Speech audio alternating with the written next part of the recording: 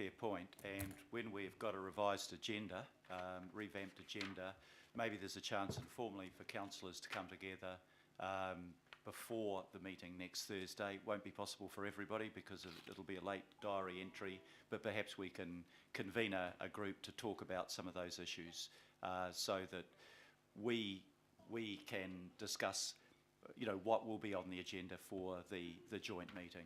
I think going along as 21 different individuals without having looked at the agenda is not the best way to proceed if you want something to emerge at the end of that discussion. So I'll take on board your point and see if we can put that together. Councillor Filipaina. Thank you, Your Worship. And just to our local board members here. Monga, you mentioned the diversity issue across Tāmaki Makaurau. And I'll be interested to see if the 5 local board chairs who are here have an idea of the youth percentage within, because not only diversity, but I think one of the key things is also our youth, and that got shown out. So I'm just asking through you, Mr. Mayor, just to get an idea of the youth population amongst the 5 that are currently here. Thank you for your question, and it's a really relevant point in terms of just some of the solutions that have been explored in the last 2 terms. I think it's an untapped market, and I appreciate that there's already been some ways of engaging with our youth, but I think there's more work in that space. There are probably some of the solutions in terms of innovation and in terms of cost effective that probably haven't been tapped into by our shared governance due to diaries, etc. I think if local boards explore and have the opportunity to look at some ways in terms of solution-based, there is a real cost-effective thing, and I'm thinking about environment, economic. I'm thinking about tapping into some of the schools, and local boards know their communities very well. We do have some challenges, Mr. Mayor, particularly around community safety, because a very small proportion of our young people are either disengaged or just not on the radar. So thank you, Councillor, for that question. Local board chairs have a very good radar about their communities and particularly the young population, but let's not forget our seniors and our disabled communities. So the percentage, sorry, through you, Mr. Mayor, the percentage in your local board? So our percentage in our local board area of approximately 76,000, just under 49% is from 25 years downwards. Thank you. Huge youth population. Thank you. Councillor Any other Filipaina, chairs? yeah, in Manarewa we've got a population of nearly 90,000 and 40% are under the age of 25. And I would encourage councillors to have a look at what's been recommended for the YAP. I think that we need to continue to encourage our youth councils to be stepping onto the YAP. That is, you're getting more of a regional voice, and you're getting people who want to speak, can speak, and are representative of the communities across Auckland. Cool. Thank you very much. Right, well, for my local board area, it is quite a different story. We have the greatest number of people who are in an older, over 65 age group, and we have also a young population, but nowhere near the 45 to 50% that parts of South Auckland have.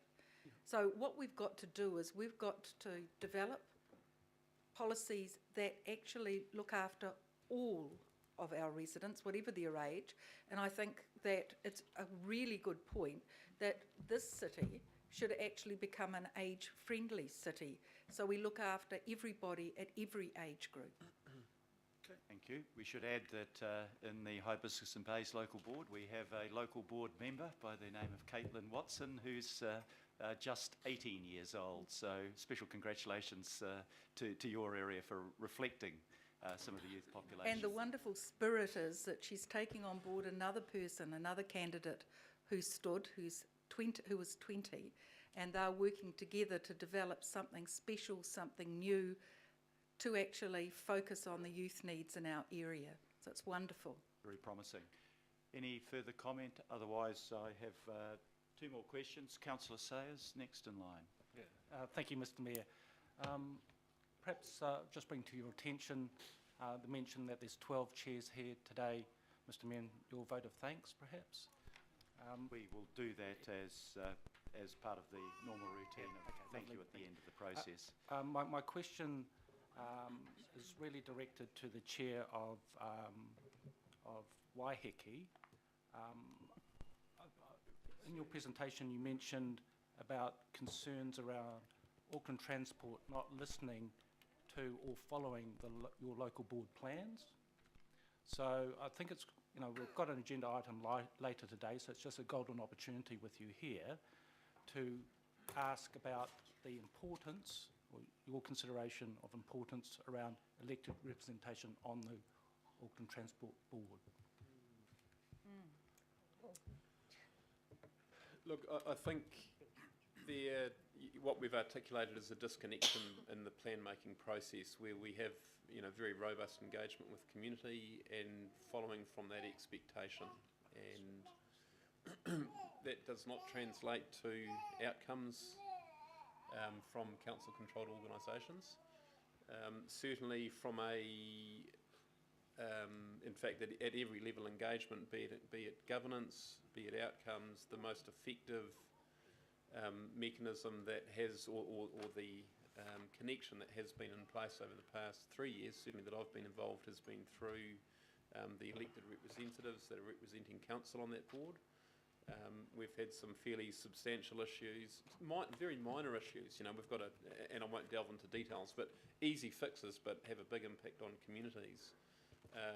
That we've directed via Chairman of the Board of Directors, Chief Executive, no outcome, at times not even the courtesy of a response, and yet so there's perpetually a reliance on, if it's not Councillor Lee or Fletcher, it's myself that are dealing with the constituents, our elderly and our infirmed, often at the supermarket, at the ferry terminal, on the street, and so we just can't, we can't escape some practical realities in this very important conversation for our communities.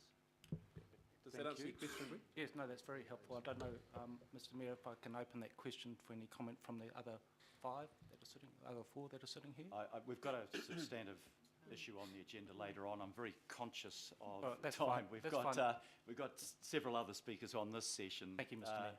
If I can go to Councillor Quacks. Yeah, thank you, Mr Mayor. And actually, mine is really a question to the staff, and maybe the Chief Executive could answer the question, because we have been engaged in a review of governance, and it came out in draft form in September, and I thought that was very useful, and I'd just be interested to know when what continuing work is being done on that review, and when we can expect.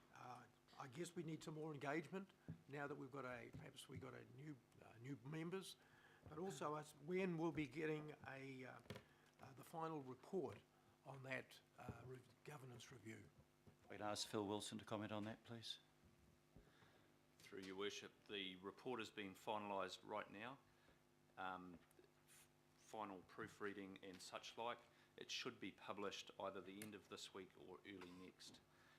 We then need to have a discussion, which was intended to happen, and I'm guessing from the earlier discussion you want this, next week at the joint forum, about what process we follow to consider the recommendations and land some of those with you.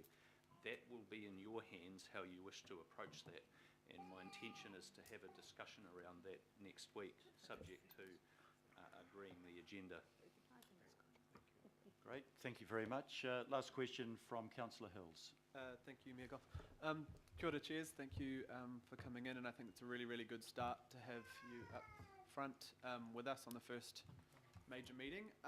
As a 6-year local board member, I do have a lot of experience, but I also have experience in maybe some of the two-way relationship that needs to be worked on as well. So probably a question for Julie or Angela. How do you see us all working together on things when the priorities coming from boards are often to keep the rates down and do all our projects at the same time, and sometimes those are competing things, and how do we not sort of blame us, I guess. I haven't been part of those previous decisions, but I know that looking at what we have in store, it is a lot of pressure is going to be to do both those things and keep you guys happy. I think it's communication, Richard, and it's at that time. And the example that Julia gave, the three examples of the restructures in parks, environmental and libraries, we weren't consulted on them, but even if we were, our budgets were already set. So when you're making your decision on cost savings in a financial year, have in mind that we have already set our budgets, and where we might get the opportunity to pay for those library hours or pay for the programs in schools, it's out of our hands because our budgets have been set for that year, so we know our budgets well.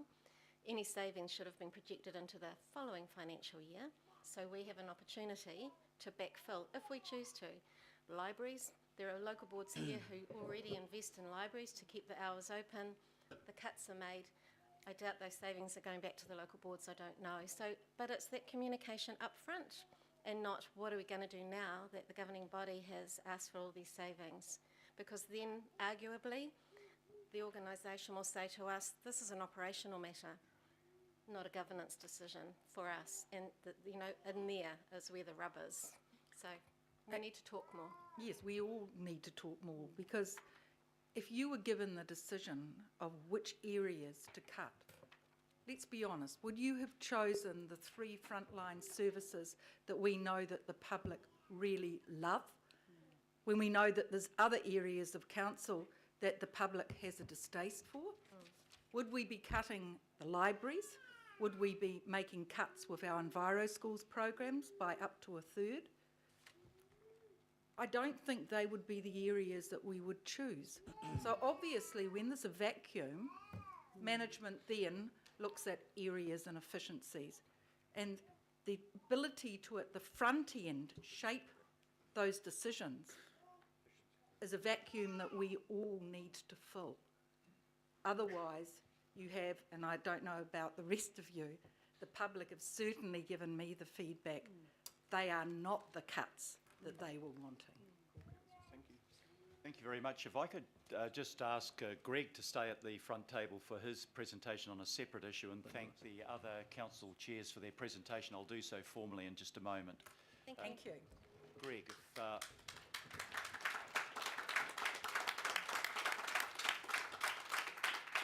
if I could invite Greg Preslin, Chair of the Waitakere Rangers Local Board, to address the issue of the approval of Block Offer 2017 and the council submission. Yes, thank you, Mr. Mayor, and thank you for the opportunity to speak to this as well. 5 of our 6 board members are here. We have Neil Henderson, Denise Yates, Saffron Toms, and Steve Tolstrup, and apologies from Sandra Coney, who can't be here today. Welcome to all of the other board members as well as the chair. Greg, if I can get you to start off. Yes, thank you. I have a very quick block offer of submission to make based on PowerPoint. If some of you have seen it before, it's based on the same one we made last year, although I've shortened it down. Firstly, we wish to raise 3 points. Firstly, the threats posed to West Coast pristine environment by all drilling.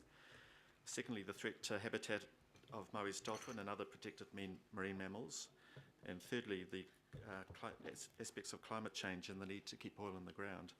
And our submission is that because of these 3 reasons that we should oppose drilling off the West Coast.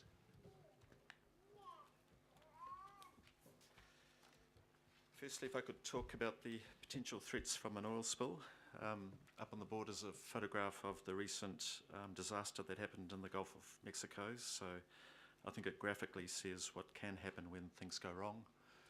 In terms of our response to a disaster like this, this is a photograph of one of the 2 maritime New Zealand boats that are set aside for dealing with oil spills. And our concern is that we think that the ability of New Zealand to respond to a disaster is totally unprepared. The particular issues that we wish to note about how the West Coast is very vulnerable to any sort of spill is firstly, much of the area is regional park. There's limited access to the coast and limited access to do any sort of proper clean-up. But the cliffs are the highest in the Auckland region. It's a high energy coastline, so it'd be very difficult to get ships and people in to do any sort of clean-up. and overall there would be very limited ability to deal with an oil spill. The next aspect that we wish to talk about is the threat to Maui's dolphin, and I'll hand over to Saffron to talk to this. Kia ora tātou. Thanks so much for the opportunity to present on this. Really hoping that that Council's position this term, and at least this year, can be a lot stronger than it has been in the past. Maui's dolphin, as you know, a world recognised as being critically endangered. And they're just one of 22 species of cetaceans in the Auckland area on the west coast. And you might say it's great news to hear that there's actually 63 is the new estimate left of Maui's dolphins, when before we thought it was 55, but obviously it's very, very critical numbers left. And